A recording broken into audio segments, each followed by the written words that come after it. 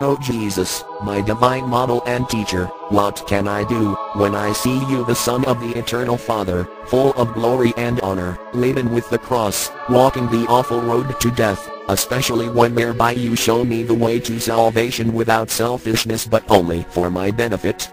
O Jesus, what can I do but have faith in you and return your love by at least bearing my trials in patience and humility?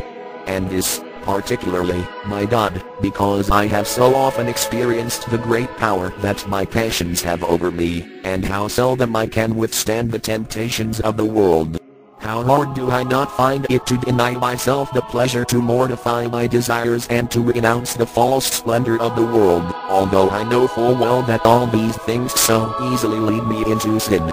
Oh, give me strength to resist my passions and close my eyes to the allurements and charms of the world. Help me to imitate your poverty, purity and humility, and send me trials with the strength to bear them humbly. Though I fear them, they are necessary for me.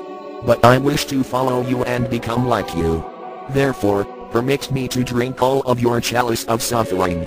Heart of Jesus, burning for love of me, inflame my heart with love for you. Amen.